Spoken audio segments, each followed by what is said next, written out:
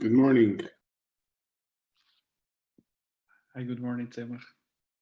How are you? Baruch Hashem, and you? Baruch Hashem, Baruch Hashem. I could start the shiur.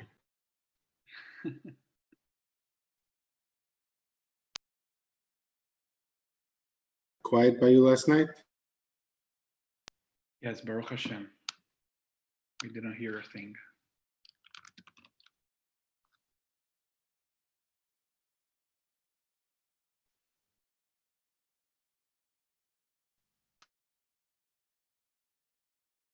Good morning, good morning.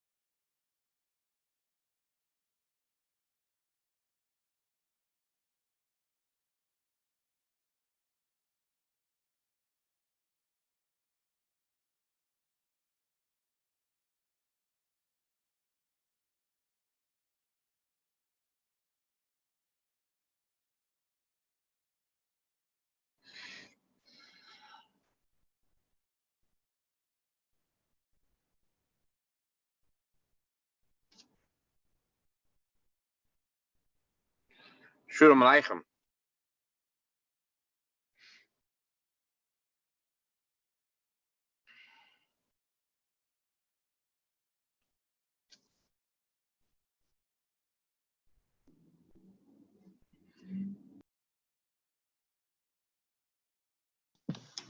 Good morning. Morning, Rabbi. Oh.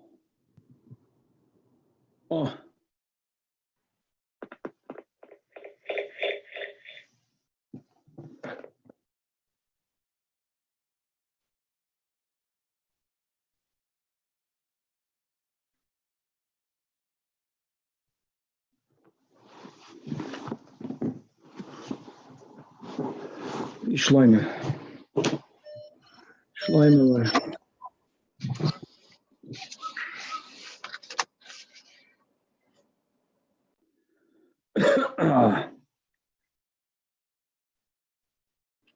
How are you, Rabbi? Baruch Hashem. Baruch Hashem. Baruch Hashem. All right, Chavre, today's DAF is mamish, the best one yet. We're the Chavre, you can't miss the beginning. Danny, you wanna text Shloime that I'm waiting for him. Thank you.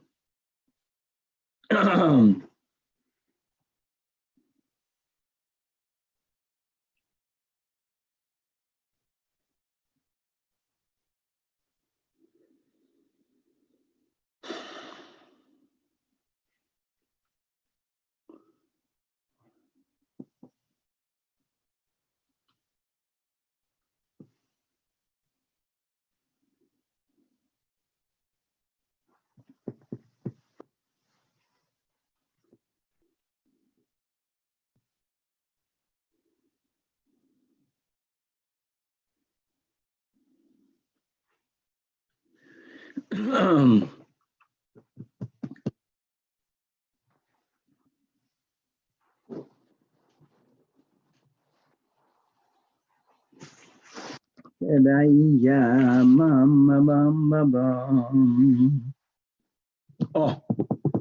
Svika, wer noch?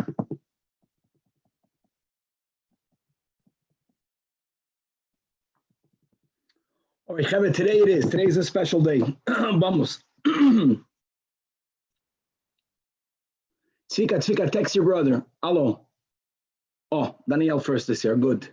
With the Eugen, with the sneeze, the Eugen over here. Here we go. Gewaldig. All right. With the help of Hashem, we are learning Shabbos Daf Tzadik Gimel. Chavre, we began yesterday the sugya of Shnayim Sha'asuhu. So as we introduce today's Daf, let's quickly review the three-way Machloikes Tanoim, Rabbi Meir, Rabbi Yehuda, and Rab Shimon. First of all, the first case, which is, according to some versions, even as we learned, B'masnisan Tana, or it was compiled by Amirayim, Ze Yachol v'Ze Yachol. Ze Yachol v'Ze Yachol is the classical case, the case of the Mishnah. You have a loaf of bread. Everyone can easily carry a loaf of bread on their own. Now, we spoke out Shitas Tosfos that Ze Yachol, Yacholing, doesn't mean objectively you are able to because you're strong. It means that in this case, you are holding on to the loaf of bread in a place that even if the other were to let go, it's a loaf of bread, you would be able still to hold on to it. Ze Yachol v'Ze Yachol. So Rav Meir, Chevra, Bechlal does not subscribe to the heter of Shnayim Sha'asuhu. As we'll learn now, we already began the pasuk, as we'll expound it, God willing, on Tzadik Gimel. He holds, you carried, you were part of it, you're chayiv. Rabbi Yehuda and Rab Shimon, no, they are the ones, and we paskin like them, that subscribe to the concept of Shnayim Sha'asuhu.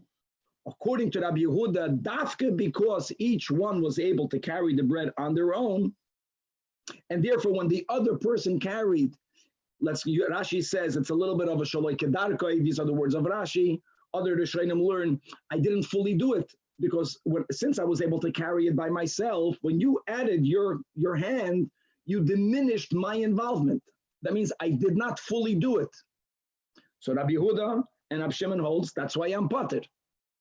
The question is, Ze eini yachol v'ze eini yachol, but what happens if I'm carrying something and I'm holding onto the beam in a place that if you were not to join with me, I would not be able to do it. So I am giving it my all to carry it. All of my koyach is in there. Even all my koyach is not enough. I also need all your koyach. So Rabbi Yehuda holds, if ze eini yachol v'ze eini yachol, then they're chayiv. On that, Rab Shimon holds, no. That the heter, the ptur of Shnayim Sha'asu, is even when ze eini yachol v'ze eini yachol. I just want to speak out, perhaps al pi chasidus, al pi pnimis or inyanim, right? The Rebbe holds that the Rebbe taught us, and he informed us, beginning Purim Mem Zayin, and then the famous Sicha Chav Zayin, Chav Ches Nissen, that the bringing of Mashiach, L'havi L'yimaisa Mashiach, is something that's incumbent upon every single person. And obviously, bringing of Mashiach is something that one person cannot do on their own. B'haraya, it was not yet done on behalf of one. So ze eini yachol, v'ze eini yachol. So everyone's involvement, just like in the negative for Shabbos, you're chayiv. In the positive, when Mashiach will come, as he's about to come, it's everyone's bringing. Everyone is involved in it. Because it's a ze eini yachol, v'ze eini yachol. Rab Shimon holds, like we mentioned, even there we add the Shnayim Sha'asu. And then finally, we learned this final statement that we have to clarify today. What happens if Ze Yachol v'Ze Eina Yachol? One is able to carry on their own.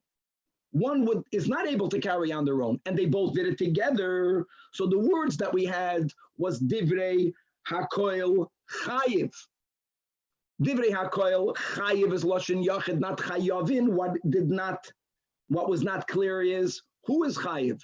The one that is yachol or the one that is eini yachol? And indeed, we'll have a machloikis regarding that interpretation.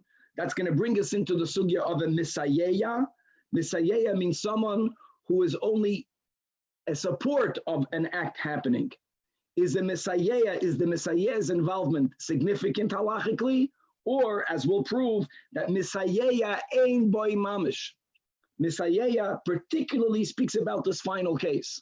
That means that if you are able to do something all by yourself, Zajac, someone else is helping you. You could have done it without him.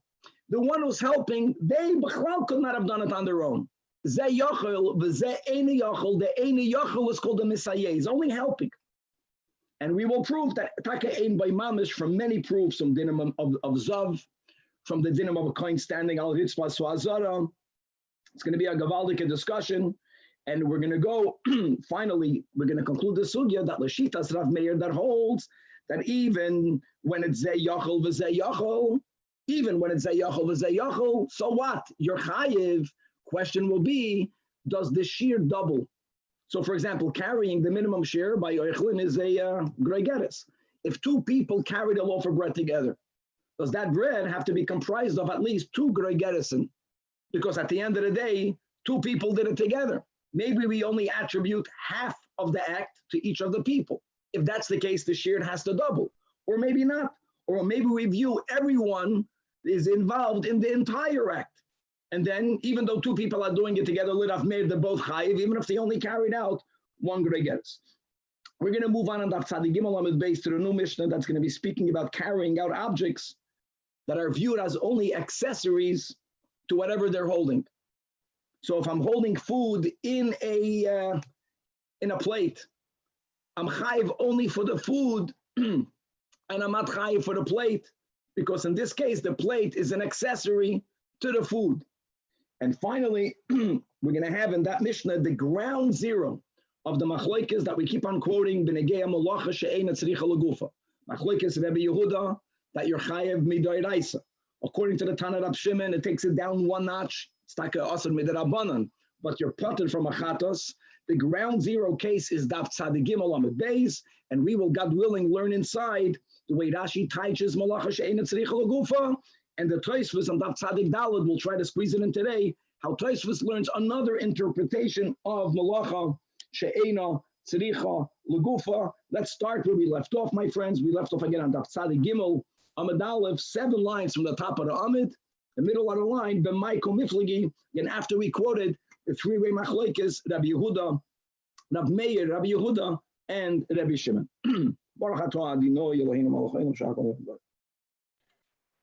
Rabbi, why do we discuss Shnaim Shasu only with regards to carrying?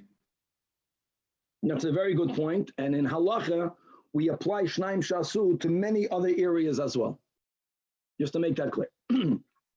Okay, but Michael Miflig, so Bahaikra. So as we just quoted the pasuk in Vayikra, and now the Gemara is going to quote the pasuk again. Now this pasuk is regarding a individual chatos.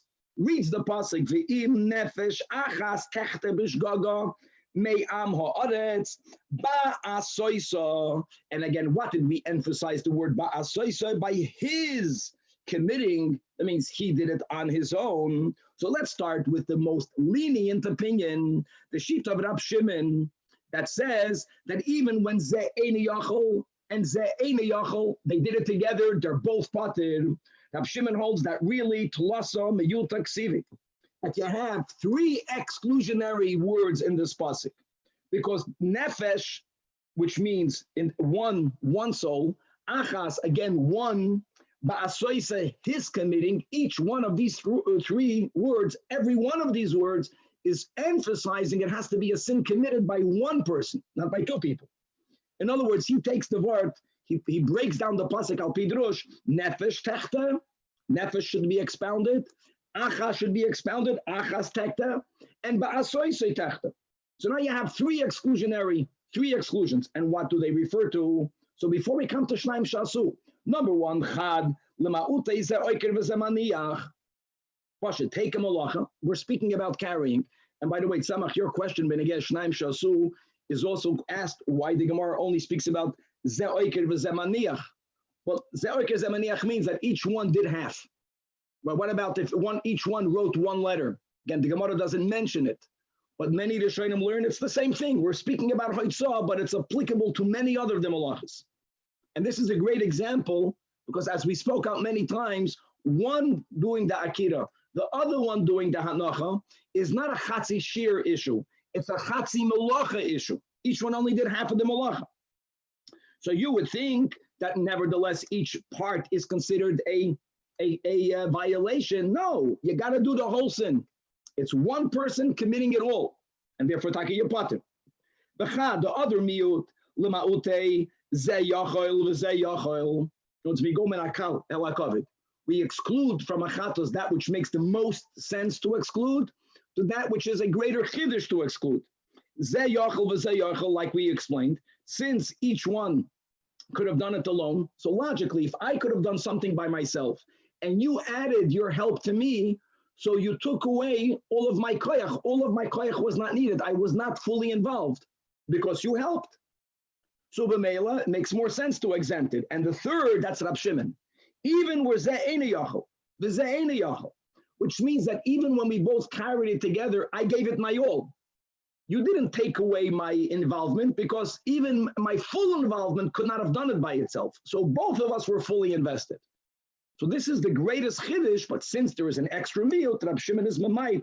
Bottom line is, it was not his transgression.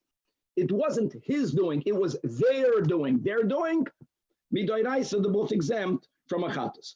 Rabbi Yehuda is maida. He teaches also that the pasuk is alluding to 3 miyutim, but he has another one for the third. The first one is, again, we go menakal ala kavid. We are memayit from achatos that which makes the most sense to be memayit. Achatzi melachet makes the most sense not to be chayv. It's also logical, again, because I am not fully involved. The fact that you added your help took away from my koyach. So I wasn't fully there. And Taked Rabbi Yehuda holds, if ze eini yachol v'ze eini yachol, they're both chayiv, because they were both fully invested. The third miut, lama'ute yachid shasua b'oiros bezdin. A quick jump back or jump ahead to Hoirius. So when you have a Beis Din that gives a erroneous ruling regarding a negative commandment for which b'mezit yachayv kares, and therefore for which b'shagig yachayv chatos, and they give a erroneous ruling regarding a detail of that, for example, it's not that they say chaylev can be eaten. That is not a shkayim. But they give a certain type of chaylev about that, that's not chaylev. And they make a mistake. If the majority of the kahal, whether it means the majority of the Jewish people, whether it means the majority of one shevet, we had that machlokes and harias. But if there is a roiv that do, based on their ruling, a sin, then the Beis Din, the Sanhedrin, are obligated to bring a korban. It's they have to atone for the call, right? The Par Helam Davar Shal Tzibur. That's the parsha of Par Helam Davar. But what happens if you don't have a roiv that followed their ruling? There is a yachid. Question is, does this yachid have to bring a chatos? Right, the Beis Din is not bringing the Par Helam Davar, so there is no atonement being brought for them. So Rabbi Yehuda uses this exclusion. He did it. Here you can't say that he did it. It wasn't his doing. Yeah, Bepoyel, Begashmias, he did it, but he did it based on the psak of a Sanhedrin. They made the mistake. So according to Rabbi Yehuda, it's not only that there won't be the communal Par Helam Davar, the Yachid is exempt from Achatos, Zeir God, and the Rab Shimon, who already used the third exclusion for ze eina yachol v'ze eina yachol. Rabbi Shimon argues with this. He holds that yachid shasua b'yiros bezdin is going to be chayiv.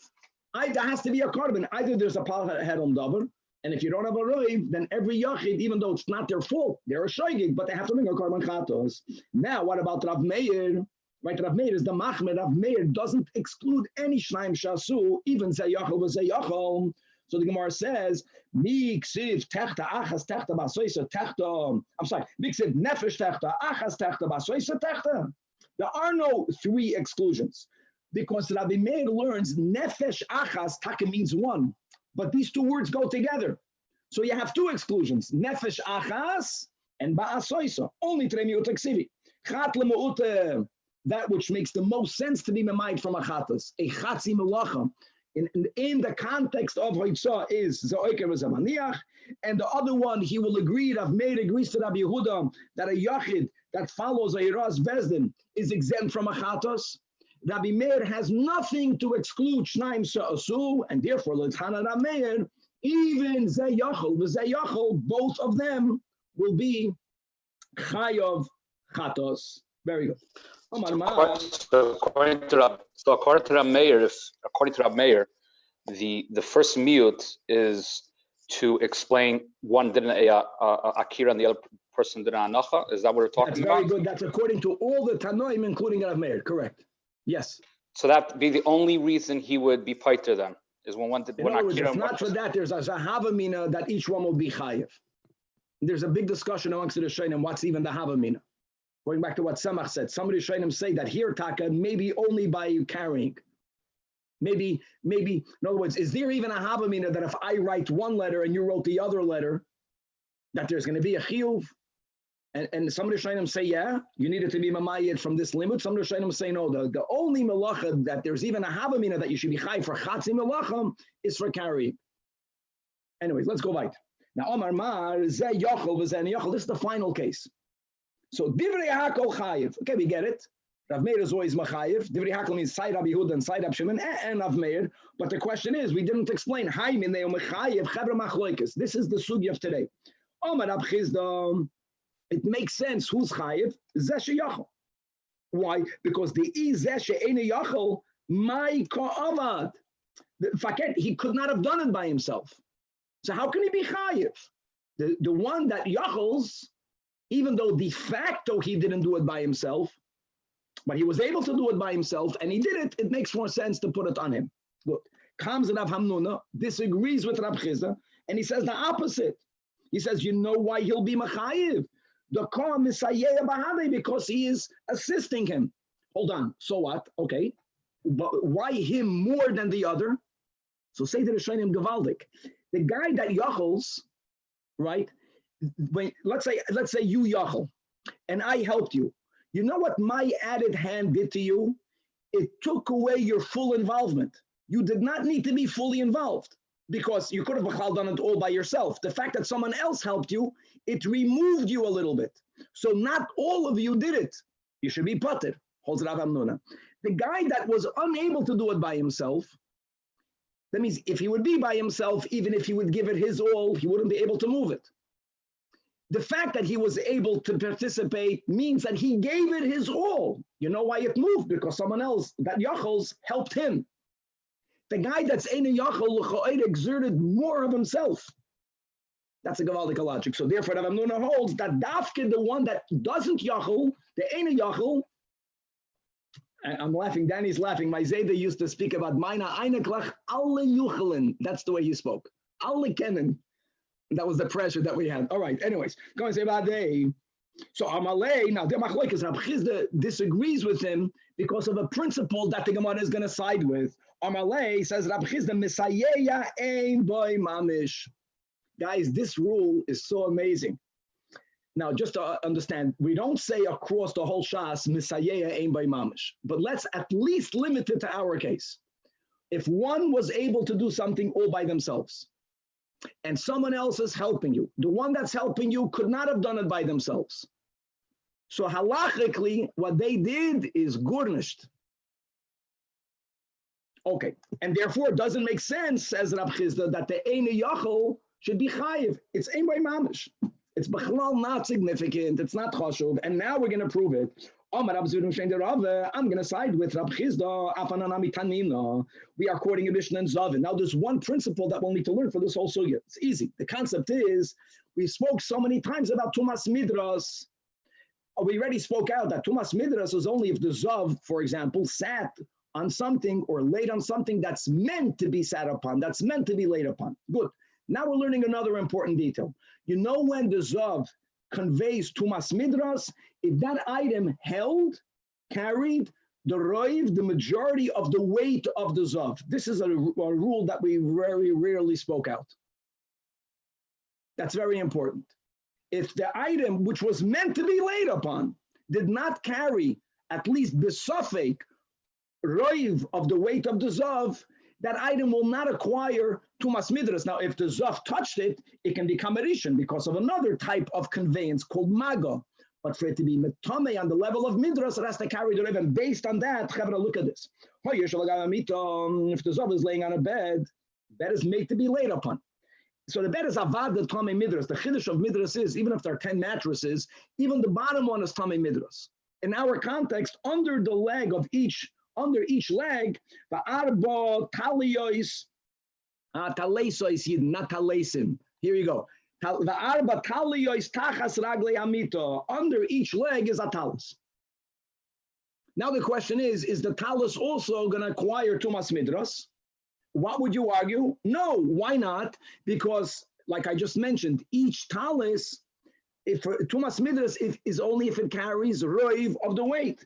Says the Mishnah, this is the chiddush, each talus is tamei. Why? Because when we judge each talus individually, we judge the talus under this leg versus the other 3 legs. Now, listen to this, chevra. This becomes a eina yachol ve'eina yachol. How does it become a eina yachol ve'eina yachol? Because a bed cannot stand on 3 legs. Now, I know that if they would have made the legs like a triangular, it would be able to stand on 3 legs, but no, a bed that's made like our beds, each side, each corner has a leg. You take out one leg, the bed is no longer a bed. It's gonna incline, it's gonna collapse to a side. So we judge each leg, this leg compared to the other 3. The other 3 on their own, eina yachol. This leg on its own, eina yachol. What did we just learn? This is obviously Rabbi Yehuda, that by ze eina yachol v'ze eina yachol, each one is chayiv. This is brilliant. In other words, watch each one, the act is attributed to each one. Like, you're going to do it, I'm going to do my part. It's attributed to each one. So we do say that each leg is carrying roiv. Each leg is carrying all of the zav. How great is that? This is all following the shita that eina yachol ve'eina yachol is chayiv. However, Rab Shimon l'shitasi, right? Rab Shimon uses the heter of shnaim shasu even by ze eina yachol ve'eina yachol. So Rab Shimon metar. Because again, it's not going to, we don't halachically say that each leg is carrying roiv. 1 second. Now let's go further. Now let's move from a bed to a safed, to an animal. Each talus under each one of the legs. Here says the same Tana, is all of them are tahar. Why? Because since so let's judge this talus under this leg versus the other 3. If an animal picks up one leg, it can still stay standing. Maybe not forever, but it can balance itself on 3 legs. So the 3 legs jointly is yachol. How gavaldik is this? The one leg, an animal cannot stand on one leg. So the one leg is eina yachol. Ze yachol, v'ze eina yachol. And therefore, each leg is judged separately. The talus under this leg, under the right foreleg, is eina yachol, versus the other 3 that yachals. So that talus is going to be tahar, because we're not going to attribute the weight of the zav to that talus, to that leg. And we do that cheshbon by each leg separately. And therefore, all of them are tahar. All this is only predicated that ze yachol v'ze eina yachol, the eina yachol is exempt. That's the raya. Even if the animal can stand on 3 legs, but the 4th leg is helping. Lav mishum is the charaya domrin and mesayim by mamish. How great is that? Mamish ruach hakodesh. Amar Rabbi Yehuda midiskarto. No. Don't bring a eye from here, because lo'olam I'll tell you misayeh yesh by mamish. But misayeh means it's like sometimes our children help you, which is like a Valdik thing. And you have to get them involved. But at least they're doing something. You could have done it without them, but they're doing something. Maybe the reason why each talus is tohara, because we view each leg as not needed at all. Because an animal can mamish stand on 3 legs without the 4th leg at all. In other words, it's not even giving minimal support halachically. Maybe that's why it's sputtered. And it's interesting, again, we look at every leg separately and we say that on each and every leg. But that's the way halacha works. But you can't compare this to a case of a real Messiah. Says the Gemara, no. Rabbi Yehuda midiskartia, you did not refute the raya. You're wrong.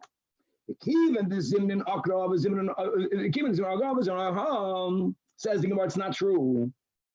Because I know that an animal can stand on 3 legs by lifting one leg and leave it up. And at that moment, it's not leaning at all on that leg. But the animal doesn't stay always that way. It changes legs if it's going to lift a leg. Which means that fakert, that we have to assume that sometimes it did put its weight on that leg. And if we're saying misayeya, yesh by mamish, you can't argue it wasn't even misayeya. At moments it wasn't misayeya, but at moments it was misayeya. And this should therefore be similar to the din of a zav hamesapich. Zav hamesapich is, I will speak out in a moment, that if a zav is laying on many beds together, as we'll speak out in a moment, during sleep, we say that the zav might have put at a moment roiv of his weight on one of the benches, on one of the mattresses, as we'll speak out in a moment. And because of that doubt, all of them are atomic. Me like did we not learn? Zav shemotul al chamisha saf solin. If a zav not sleeping, a zav is first by awake. He's laying on 5 benches or on 5 pundois. Pundois is money belts. And it was common that money belts were used also as a mattress. It was made for that. That's important.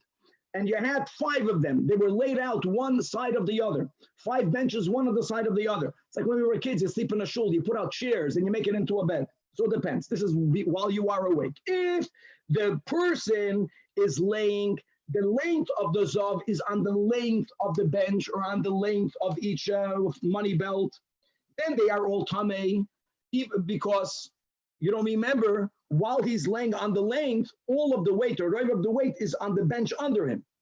We're speaking about a case where he doesn't remember which one he was laying on. So misafik, each one is tummy. If, however, the zav is laying l'rachban, he knows that he laid to the width. So there's 5. That means each one carried the minority of his weight. Then they are all tohiden. As we learned the principle that tumas midras is only when it's carrying the roiv of the weight. However, says the Mishnah, that's only when he was awake. But if he went to sleep on the width, when people sleep, they drezach, they turn.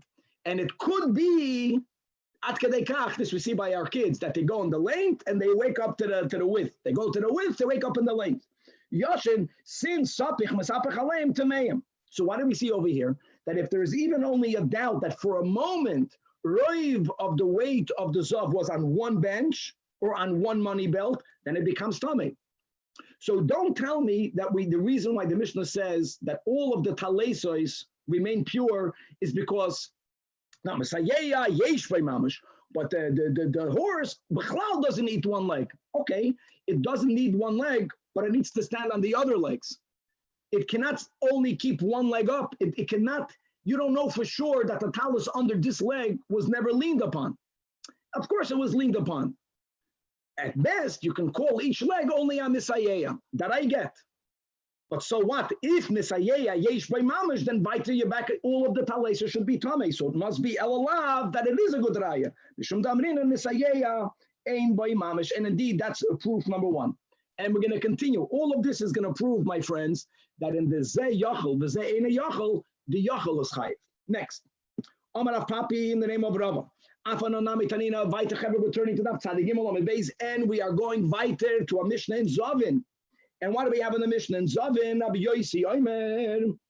Rabbi Yosi disagrees with the Tanakama, as Rashi says. All right. Look inside the top. Let's read inside the Mishnah, and then we'll look inside Rashi. Rabbi Yosi argues with what we learned above.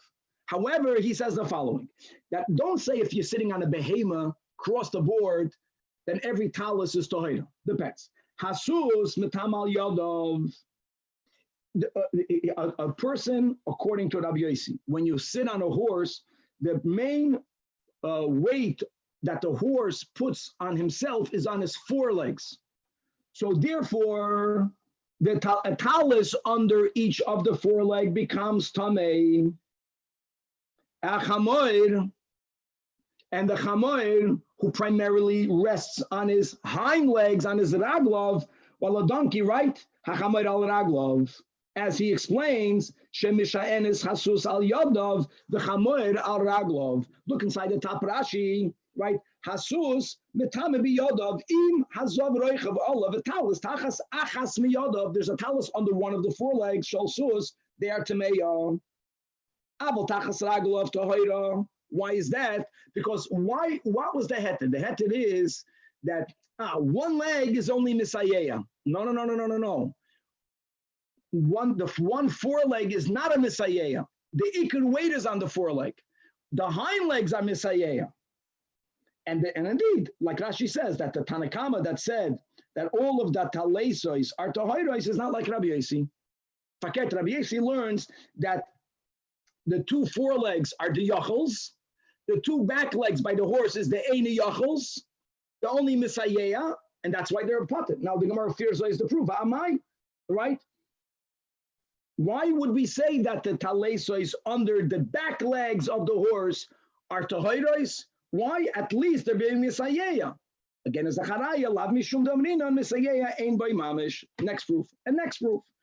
We learned a lot in Kachim that since the Ritzpa so Azora has Kedusha, and by the way, you know who gave Kedusha to the floor of the Azora? David HaMelech. Mizmar Shir Chanukas Habayis LeDavid. Remember that in Kachim? Mizmar Shir Chanukas Habayis LeDavid. The Gemara says Shlomo HaMelech made the bayis. No. Who gave Kedusha to the floor? David HaMelech. And because of that, when the Kohen does the avodah, he doesn't wear shoes, he doesn't wear socks. He dafka has to be standing on the floor. We learned all of the sugyas. What did they do out of Pesach with all the blood?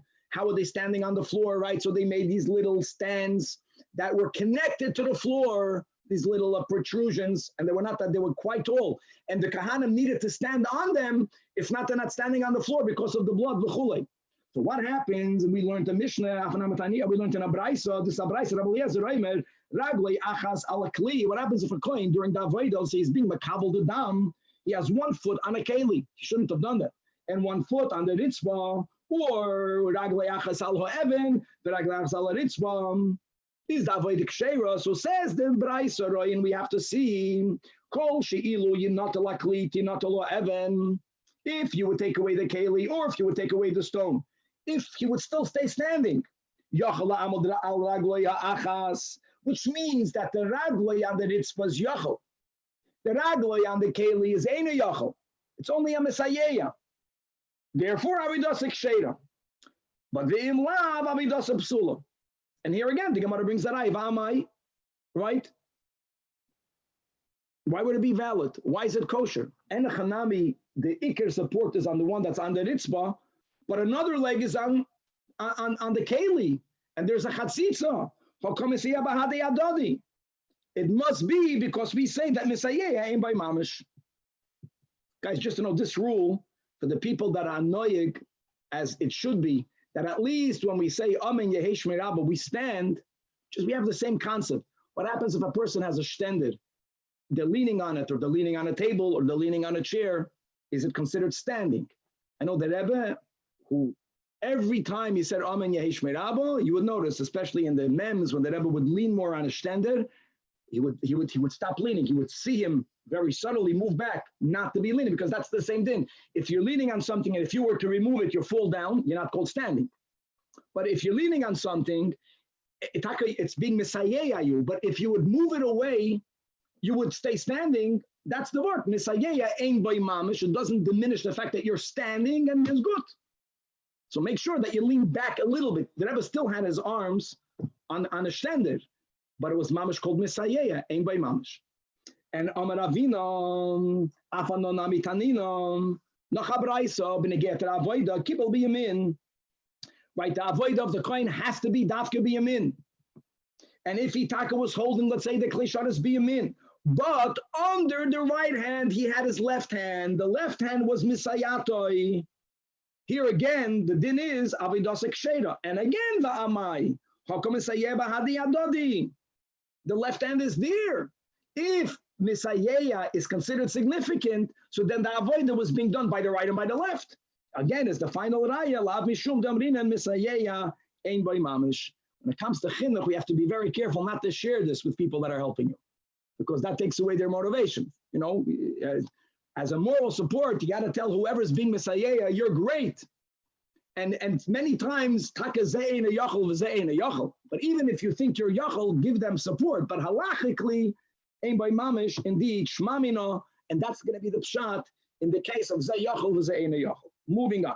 Omar mar, zeh yachol v'zeh yachol. So we learned that Rav Meir, who never uses any exclusion from the pasuk in Vayikra to exclude Shnaim Shasu, and indeed he's machayev both. Now the question is, how great is this? Let's say I'm carrying, me and you carry the bread, and the bread only had one gregeres. Do we say even Rav Meir is only going to be machayev if we had at least a gregeres for each? When me and you do it together, is the pshat that half of the action is attributed to each person? If that will be the case, you need to have two gregeresim. Or is the pshat that each partner halachically is considered a full participant in the one act? If each one is a full participant, by shutfus, you have this question. Does each one own everything? Or does each one own half? Similar concept over here. Amazing. So weiter says the Gemara, Rab Chisa v'Rav Hamnuna, machloikas, lacha machloikas. Between the same Amiroim. Chadam ashir lozeh v'shir lozeh. They're connected. The Chadam ashir echad lekulam. And here again, the Gemara is going to support the shir echad lekulam. We're going to take a site. Back to a Mishnah in Zavim, back to this din. Sitting on a bed, and so what do we say as we began the sugya of Zavin, that by a bed cannot stand on three legs the way it's built. So therefore, each leg, each talus is viewed like we explained. It's this leg versus the other three. Ze eine yachol, ze eine yachol. And Tameya is mipnei she'eina yachol la'amid al shalosh. Now, hold on. What's the question? Question is that when you have two people doing it together, if we say chayiv, but you need to have the shiur for each one, what's the din of Midrash again? That only if that item is carrying roiv of the weight of the zav. So applying it to Midrash, this is great. You know when you should say that each talus is tamei? If 4 zavin were sitting on the bed, so you can attribute the weight of one zav to one leg. But if it's only one zav and his weight is being split upon 4 legs, that means each leg is not carrying roiv of his weight. Come on.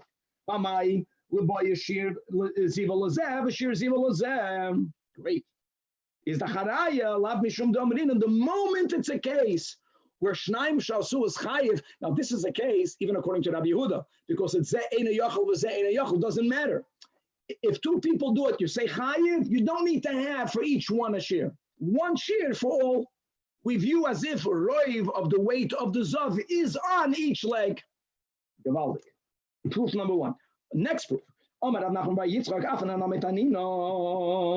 now to Hilchos Shabbos, a Mishnah and Shabbos. If you have a deer that entered a home, and what's the din? Closing the door. Guys, this is one of the chidushim we have by tzad. Normally, if my action is removed from the malacha, then I'm not chayiv. Here by tzeda, think about it. When I close the door, I didn't do anything. I didn't bring the deer in the house. We'll speak about that later when we learn the din of tzeda. The deer entered the house, whether someone else put it in there, whether it entered by itself. All I did was an act that prevents the deer from leaving. Normally, a preventative action is not included in Midrash and Shabbos. Here it is. That's the exception. Many malachas have their own exception because this is the way it was done in the Midrash, in the Mishnah. So the Mishnah says chayiv, and then the Mishnah applies this concept of shnaim shasu. If the door is light enough that one person can close it by themselves, but still 2 people did it, no alu shnayim, no zeh yachol v'zeh yachol. We paskin like Rabbi Yehuda taka pturim. However, lo yachol echad linoil v'no alu shnayim. But if it's a case of zeh eine yachol v'zeh mashal, the door is heavy, then chayavim.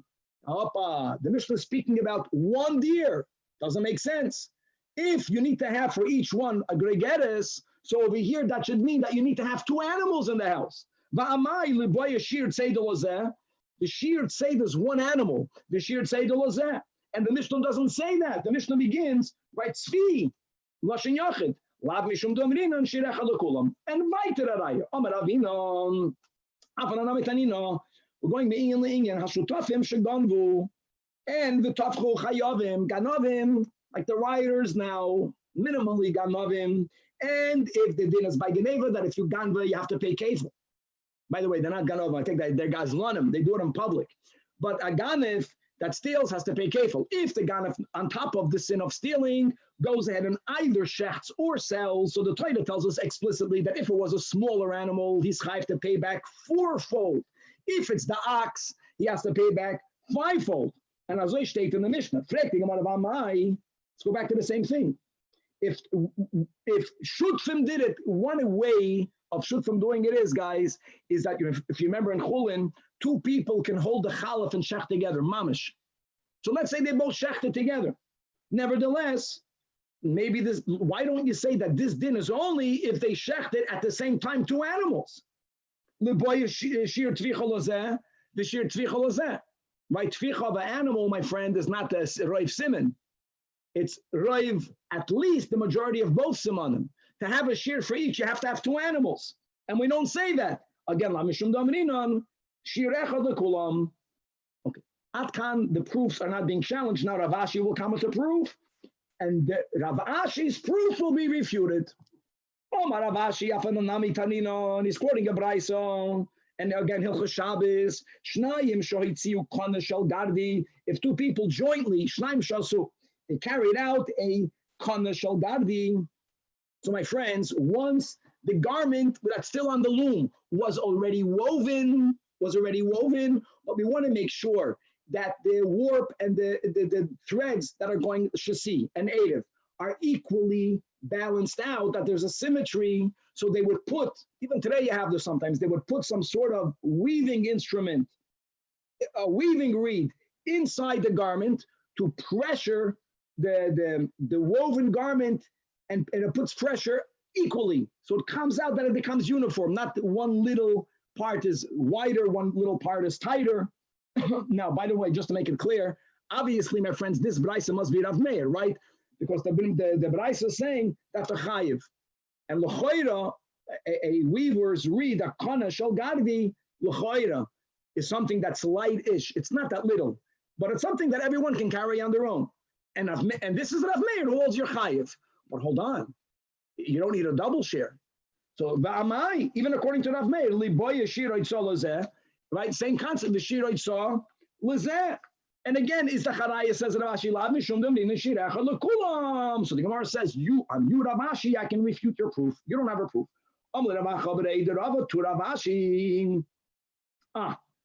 Why are you assuming that the reason why you're chayav for carrying the reed is because it's a weaver's reed? We also learned above that if a person just carries a reed, not that it was made into an instrument. So what's the sheet of a reed? Remember that? So if you can make it into a quill, enough of a reed that can be made into a quill. If it cannot even be made into the quill because it's very thick or it's cracked, so then we look at it as fuel. And you need a very small amount because you only need enough fuel, right, to properly cook a gregarous amount of a chicken egg that's already in a pan, already beaten. And there is enough fuel in a weaver's reed to cook two such eggs, two such gregarison. Dilma, you're talking need a double share. The reason why Shnaim Shasu, according to Rav Meir, is chayiv, because there is Beikadei Lavashel Beitza Kala Lozeh, or Beitza Kala Lozeh. So you have no raya. But we're going to try to defend Rav Ashi. Imkei, no. Rav Ashi is right. Because Oy Bazoi, why did the Braisa speak about a weaver's reed? The Braisa should have said, Kana Ba'alma. Why the Garde? So therefore, no, we're speaking about the shiur haitzah is a weaver's reed. And we're back to the proof. So the Gemara says, you don't have a proof. Who told you that this reed, this keli, is Zayachal v'Zayachal? No. B'dilma de'is b'dekadei la'erig mapol hazeh, u'kadei la'erig mapol hazeh. In other words, I'm sorry, not Zayachal. Who says that you don't have the minimum share? Could be that this weaver, this reed, can can serve two cloths at the same time. That's the word.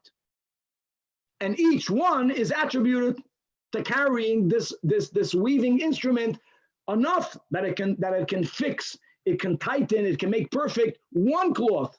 So it could be this does have a double cloth. You don't know that it doesn't have, and therefore elamaha lekelamashru. By the tzvi, the Mishnah used the lashon yachid tzvi. By the other cases, it was one zav sitting on a bed. One. Here we don't know, and therefore Rav Ashi's proof is taken away. But still, we did bring many rayas that you only have to have one shiur for both. In other words, even when zeh yachal v'zeh yachal, every person gets credit for all of it. All of it is attributed to each person. Okay. Tanach made it out to Rav Nachman, right? This the one who knew all the braisos by heart was teaching a braisa that he learned in front of Rav Nachman. Shnayim shoitziu konesh al gardi. So the pturin and Abshimin is machayev. That goes opposite everything we learned. What did we begin today? Sure, we chazed Rav Meir is the machayev. Rabbi Yehuda Mela at least by zeh yachal v'zeh yachal is paters, but zeh eini yachal is machayev. Rav Shimon is always patering. So ask him about a klapalaya. Elandina must be chayavin.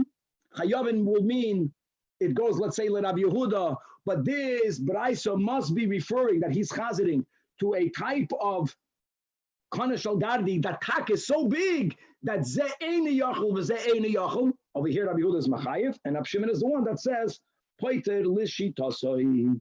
All right, we're going from great to even greater. Now we're starting the new Mishnah.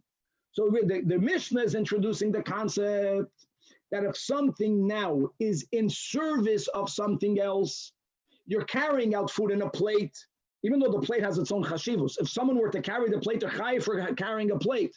But when there is food in the plate and the person is carrying the food, the plate is there to help you carry the food. The problem is the food. That is the external chiddush of the Mishnah. In this Mishnah, even though it appears to be as a milsa, a gavurcha, but it's not a gavurcha. This Mishnah will also be the ground zero Mishnah where we have a machlokes between Rabbi Yehuda and Rabbi Shimon. And even though the word the Rebbe Yehuda won't be written, and here again, normally stam Mishnah Rav Meir, Yaakov, but over here, the obvious, the Tanakama will be Rabbi Yehuda, because he is the bar pluta of Rabbi Shimon, by Malacha She'ein Tzricha L'Gufa, and here we will quote the Rabbi Shimon that will introduce to us the concept of Malacha She'ein Tzricha L'Gufa, as we'll touch in a moment, is patur from a chatos. Okay, says the Holy Mishnah. Hamoitzi oichalin pachos mikashir. And you are carrying it in a keli. And you carried it. Again, it's a keli that had you carried the keli, you would be high for carrying that keli. But you're carrying food. The keli, the plate is only here now as a subsidiary. It's subservient to, right? It's a tuffle to the ikar. You have to say in last Maseh brachas, right? You're having two foods. If one food is a tuffle to the ikar, you make a bracha only for the ikar. Even if you would have been eating only the tuffle, then it would no longer be a tuffle. You would make a bracha for it. That's consistent throughout. Now the plate is serving the food. So the din is, since the food doesn't have a shiur, not only are you pater because you're carrying pachas mikashir, says the Mishnah, you're pater afal akli because of the rule that shakli tefilla loy. How great is this? Now another example: if a person is carrying out eshachai b'mita, you are carrying out a living person in a bed, and we will again another din in this Mishnah. And that we'll learn, God willing, on Tzadik Dalet, that hachai noises atzmai, that a living person, so to say, carries himself. We'll explain this better tomorrow. So, and therefore, if I carry a living person, I'm not chai vachatos, I didn't biblically violate hoitzah, and I'm carrying the person in a bed, I'm carrying the bed. If I were only to carry a bed, I'll be chai vachatos. But the bed is serving the chai. So the same concept is pater afal amita, because shahamita tfeilolay. However, now we're going to make a contrast. But what happens if a person is carrying out a mace from a house as a mace b'mita? Since chai noisas atzmai, not a mace, the opposite, dead weight. So here you're going to be chayiv. No, just to point out, not Yechayev because there's no longer Chai Noisas Atzmei. Now hold on. Why does a person carry a mace out of the house? From the Hemshech, it's sometimes that there should not be a bad odor in the house. Oichet also, but this Mishnah from the next lines, we're speaking about a person that doesn't want to have a source of Tumah in the house. Or he's not carrying out the mace because he wants the mace outside, it's that he doesn't want the mace inside. And therefore, to the same concept of Chaim, if a person is carrying out a kazayis min mace, that's the word, kazayis min mace is also mitame. Or if a person is carrying out a kazayis from an avela. Now here we don't have tumas oil, but it has tumas maga, or if someone were to carry tumas masa, I don't even want to have that potential in my house. So I'm carrying out a kazayis from an avela. Or if a person is carrying out a adasham and asheretz, these are all the shiurim that are negeya to hilchas tuma. In all of these cases, the person is chayiv. What's the chiddush? This is no longer about something being subsidiary to it. All of them share a commonality. Now that it's dead weight, there's no chai noisas atzmi. Forget about the bed. The very fact that I'm carrying out something from my house, not because I want to use this. No, I don't want it to be in my house. This is the malacha she'eina tzricha legufa. In other words, it's not needed for its defined purpose. What's the pshat? It's not needed for its defined purpose. And that's, again, the Mishnah doesn't say the words Rebbe Yehuda, but this is Rebbe Yehuda that says chayev, and Abshemen is poiter. Why is he poiter? Because it's not a malacha shetzricha legufa. Now, let's teach these words. Let's read Rashi and we'll read Tosfos. Look inside Rashi, in the middle of the Mishnah. Abshemen poiter, and Abshemen is poiter not only because it's only a kazayis min ames, even the mei shalom. And by the way, he'll pater the bed also, because the bed is only to help you carry out the mace. We lakula alma, something that is now a subsidiary, doesn't have enough chashivos to be machayiv you for itzah. So the question is, are you chayiv for the mace or not? No. Rav Shimon says no, because malacha she'ein tzricha legufa. What does that mean? Says Rashi, Ella l'sal komei olav. Listen, my friends. It's a constructive act. It's a mindful act. You know what you're doing. There's a purpose. It's not a destructive act. But you're not doing it because you want something positive. You want to prevent something negative. You want to remove the potential of tumah from within your house. By a mace, by the way, it's not just a potential. It's taka being now metame everything that's under the same oil. So something that's being done, not as a positive, but only to prevent the negative, that's the definition, Rashi of malacha she'ein tzricha legufa. According to Rabbi Yehuda, taka, it's only preventative, but as long as it is a malachas machsheves, that means it's not you're not mekalkel, you're not mesasek, you know what you're doing, you want to take it out, you took it out, that's enough to be machayev. Rabbi Shimon says no. It's a preventative act.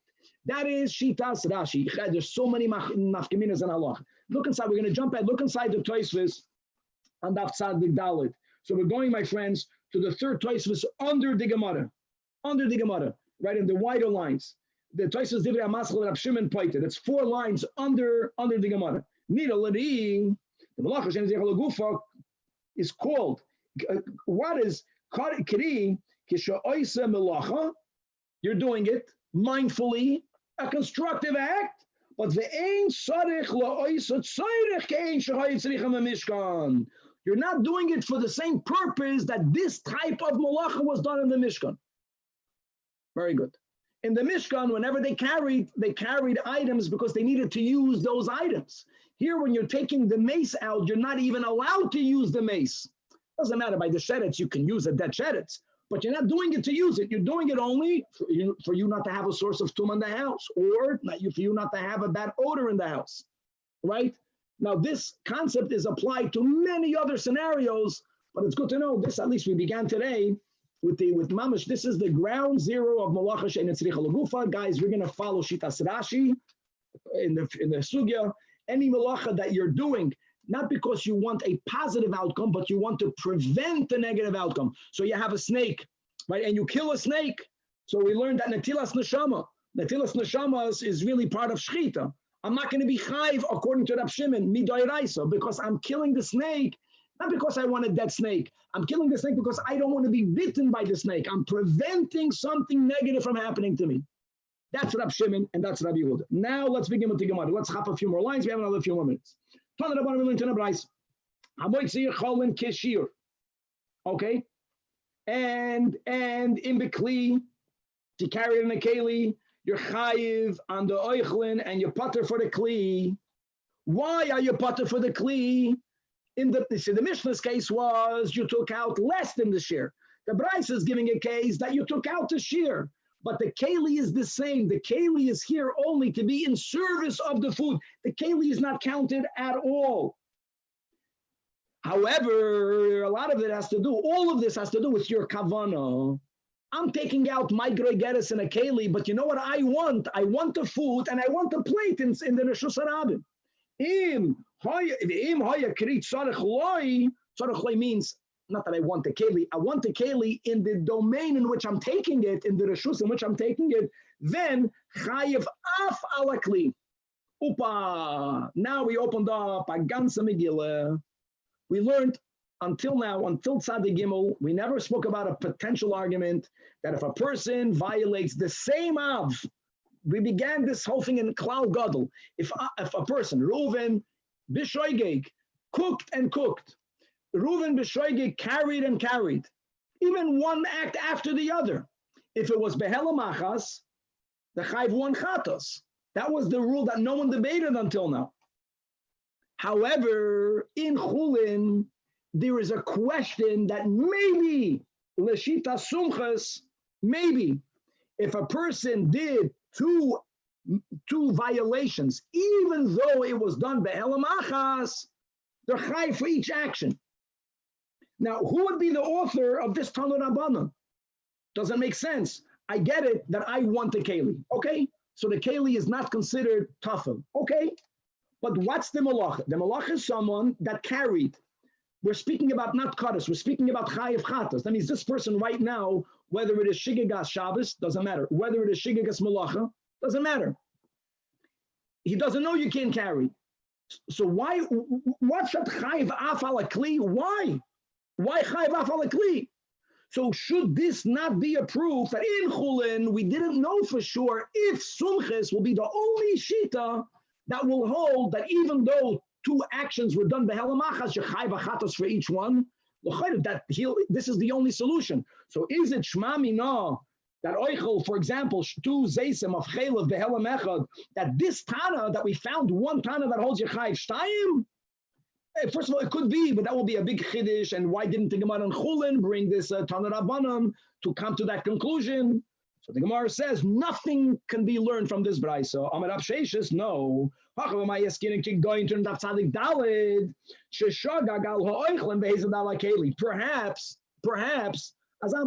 he knows that Shabbos.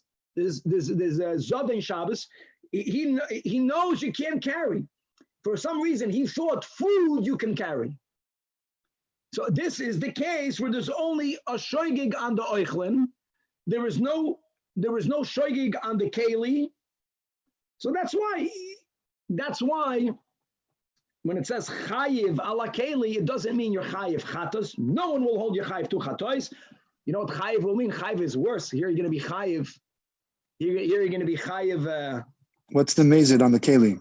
On the keli, but hold on, this is a whole nother issue. Hold on, before we get it, the Gemara says it can't be. No, look at the words of the Tanach Rabbanan. It says af ala kli.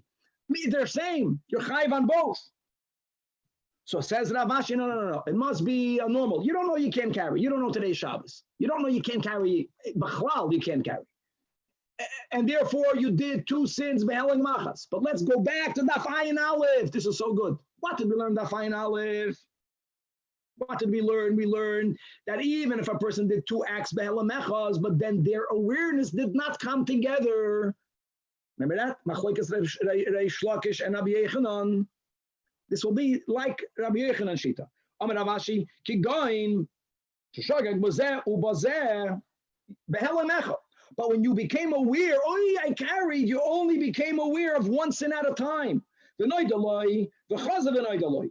And this taka goes into the machlokes that we spoke on Daf Ayin Aleph of Rabbi Yochanan and Reish Lakish. And what did Rabbi Yochanan hold?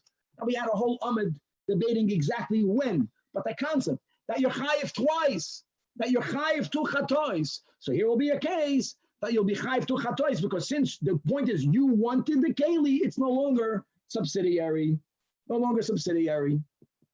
Okay, so we'll stop over here. God willing, to be continued. Oy Gewalt. How beautiful. Rabbi, can you clarify just what we said at the end here with Rabbi Yochanan and Reish Lakish? I know previously we explained the difference, whatever, it depends on like if he actually brought the korban and then he realized, right? So that would be the in other words, let me word it. Your question is, the Rishonim asked it. Why did we have to say, look, why couldn't he give a case where not only noidaloi, but noidaloi, he brought a korban, right? That's your question. So why do you have to go into the machlokes? Because that's already a big doichik that's a pshat in the Mishnah. He's chayiv also. Chayiv also means he's chayiv to chatois. No, but chayiv, meaning in the case where he had already brought a korban, then he would what he called. It's a good question. Correct. But okay, so but just the pashas, forget about the korban. So we're understanding right now that our Mishnah is going according to Rabbi Yochanan. That's what Ravashi, who paskins like Rabbi Yochanan, not the Mishnah, the Brisa. The Mishnah spoke about a case where he understands. Ravashi holds like Rabbi Yochanan, didn't bother him. The Gemara is saying this is taka machloikis, but Ravashi, who holds that you're chayiv for each, if you became aware separately, you're chayiv two chatois, so it fits. So even though he did it in one shot, one carrying, because he wanted them both, and he remembered them. He became aware of a sin separately, is chayiv two chatois. The big problem is, what was even the havamina? I just spoke out the question, that if you say that chayiv ala keli means chayiv skila, shouldn't that automatically exempt you for kamlim ed havamina?